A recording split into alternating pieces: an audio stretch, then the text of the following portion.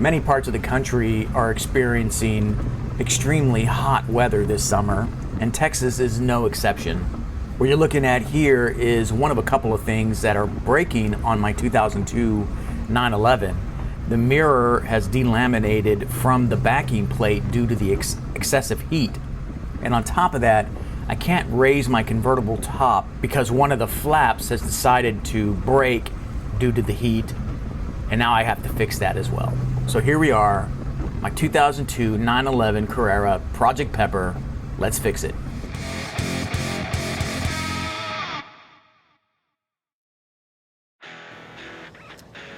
All you have to do here is just pull this out. There we go. Not a big deal there. Now let's see what is holding. Wait, that one right there? Yeah, there's another one right there. It's a good thing I brought my extension. All right, here we go. Ah. Now, what do I catch?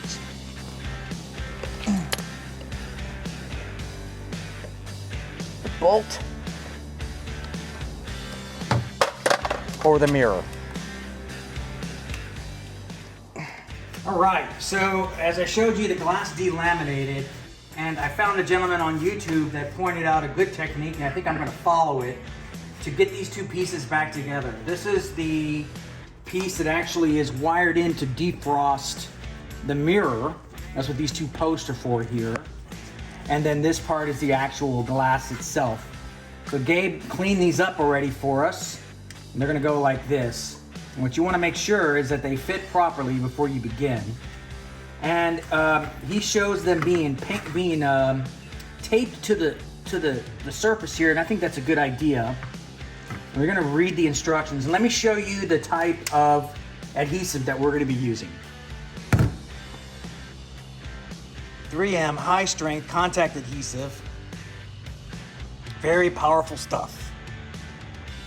We're gonna do it across like this. Just get good coverage. Then you wanna wait and let it get tacky before you move on. Now that the adhesive is set, you put them together, make sure they line up because you got to get it in one movement, and then you press it together. Get good pressure on it. You want this thing to really stick. And we're going to let that sit for about an hour before we put it back on the car. All right, we are ready to put this back together. The first thing I want to do is reconnect the temperature or the defrost functionality, but I want to clean these connectors because this thing is constantly exposed to heat and different types of weather cycles. So I want to clean them out to make sure that we're getting a proper connection. And this here is called Deoxit, and I'll put a link in my affiliates section in the description below, and you can pick up some of this stuff. It's really good at if you have corrosion or anything like that in your connectors. This will take care of that. So now that that's done, we're just going to reconnect these. You got that good? All right, cool. And the mirror itself, as you saw when I took it out, is just spring loaded, more or less. And so you should just be able to just put it right back in where it belongs and pop it back in like that. And let's see if it falls out. Nope, that looks good. All right, let's go put it back in the car. All right, now that this is all ready to go, I'm ready to put it back in the car. It's simple. You saw me take it out. You saw me drop it on the ground. Now I'm going to try to put it in without doing either one. Okay. There's a little half circle that you need to line up.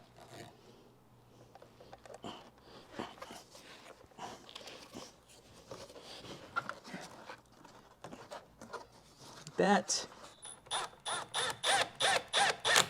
All right. That'll hold it in place. I can get the other ones in. There. Okay. And these are a little, I believe they're 6s, so you don't need to go too crazy with all of that. And then you want to stuff this insulation back in there. This helps keep the moisture from getting into the connector. Because, you know, obviously this thing is sitting in the weather for days at a time. There we go. You can get in there. I'm just doing my due diligence here and water sealing up this connector, right? You don't want your mirror to malfunction in the middle of a rainstorm. And I'm just using my plastic trim tools, which everyone should have. And if you don't have them and you don't know where to get them, check out my affiliate section of my description below and you'll figure it out. Okay, let's see. That wire. That goes there, that goes there. Kaboom! Now once I get power, all right, we're in business, boys. Mirror's repaired. Okay. Hey kid, what are you doing? Oh shit, he's taking off. Hey, come back here.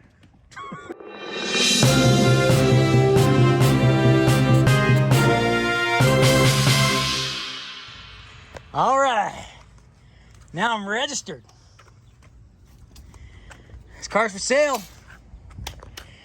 Okay, we're back with Pepper. We just drained the oil because guess what? Pepper's done with the braking period. I got about 1,000 miles on that oil and it's time to drain. So I drained it and I put a little bit of a sample of it and shipped it off to Blackstone Laboratories to have that analyzed to make sure everything looks good. But looking at the magnet, there's not a lot of metal wear at all, so we're ready to send this car. But the transition from a non-synthetic or braking oil to the synthetic requires one more step, and that's a partial synthetic. And this is what I got. It's a conventional 10W40 made by Driven, which is also the oil that I used originally. And I'll run this for another, I believe LN Engineering said I needed to run it for another 500 to 1,000 miles, but I'll double check that. It may be longer. But I should be able to go above 3,000 to 4,000 RPM and really give it the beans and see what this engine's all about. So before we do that though, we gotta fill it up. And I believe it takes almost 2 gallons of oil. So let's do it. Not too fast. That's good like that. It's a good speed.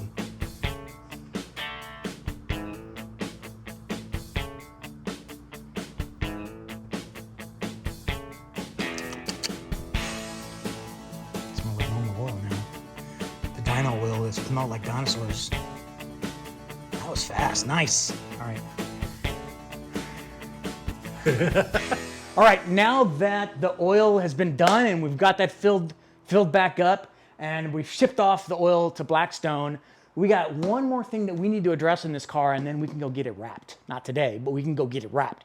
And that is the flap motor on the convertible top on the right-hand side has finally given it up and it's dead. And meaning that the little plastic screw that helps get the flap into the up and flat position, broken. So it's not working anymore. Luckily, you can get them pretty easily on eBay because this part here interchanged with the Boxster of the time, and the Boxsters were mass produced. So this was like 50 bucks, so not too bad.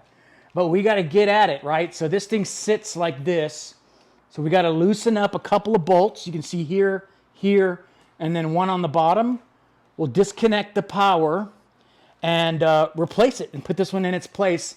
And that should solve the issue of this because, again, this thing will not go up and down anymore because the screw is broken. All right. All right, so I've got to get this up a little higher because I got to get to the bolt underneath, but there's a plastic panel here. So what you do to actuate this thing manually is it's under here. Just be real careful. You don't want to tear the fabric.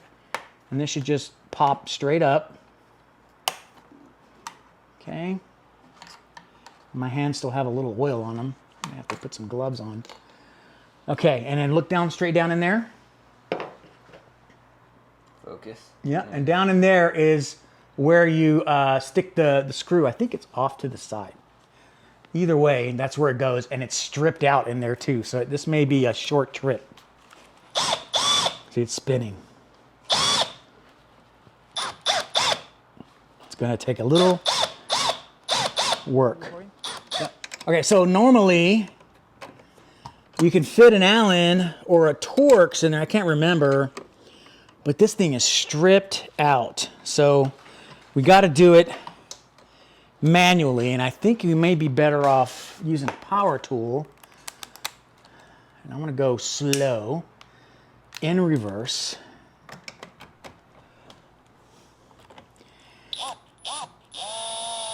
Okay, that's the wrong way. This way. It's just spinning. You can look at the tip here, it's just shredded.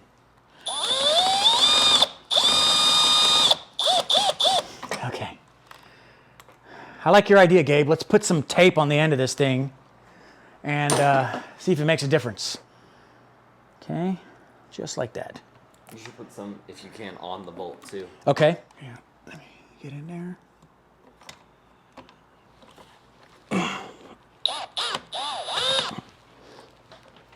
Let me get in there real quick, Gabe, so I can see.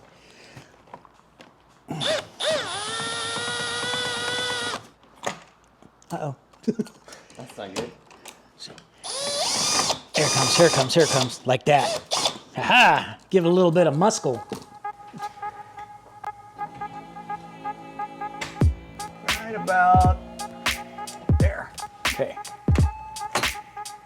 And there's a tether here, which you pop off on the 1, 2.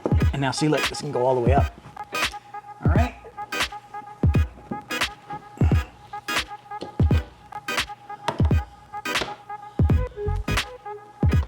Right there.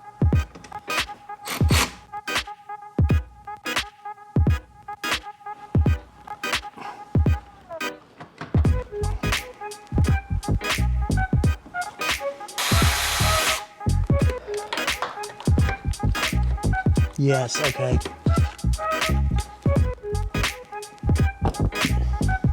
Okay, and this one.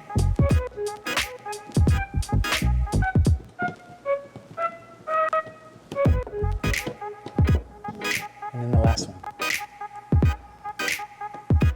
There. I just pop it. Got it. All right, good job. Okay, like that.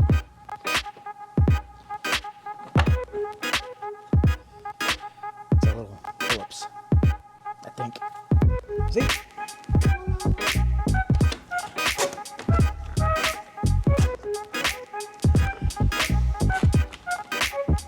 There.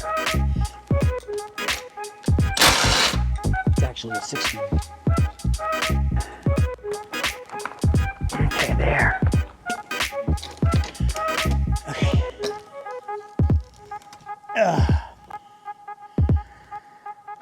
What a piece of crap.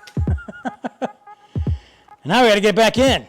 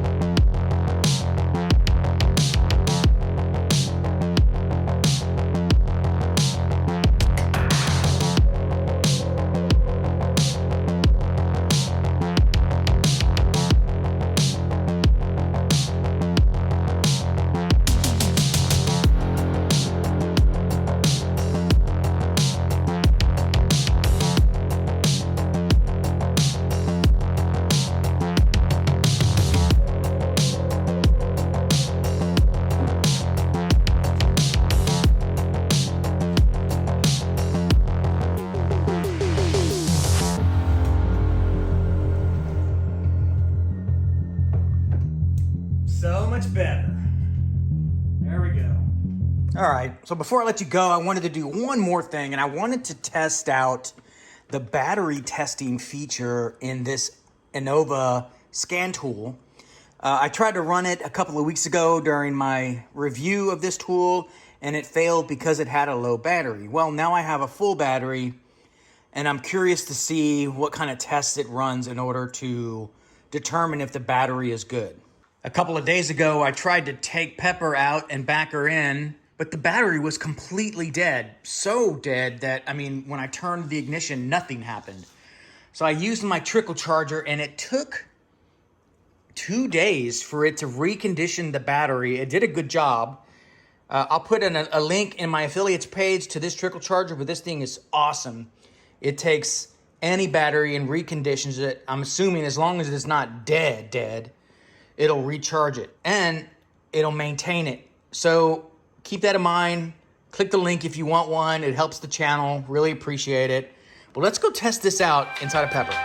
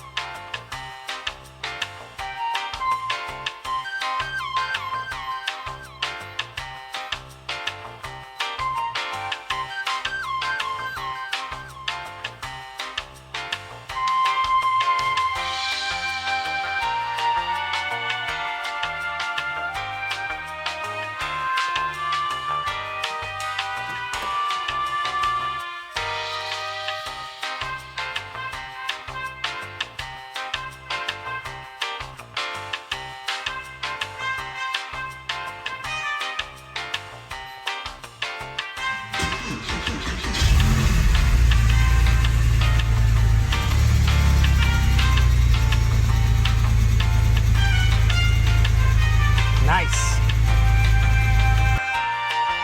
Yeah, so you can see that it did monitor a drop in the battery, but then it recovered quite well back up to 12.5, and I have a feeling that's because of the alternator. So I don't think I need to do an alternator test, but this is pretty cool. Again, thanks Innova for sending me one of these. If you guys like this tool, I'll put a link down in the description below, and anything you do helps the channel, obviously.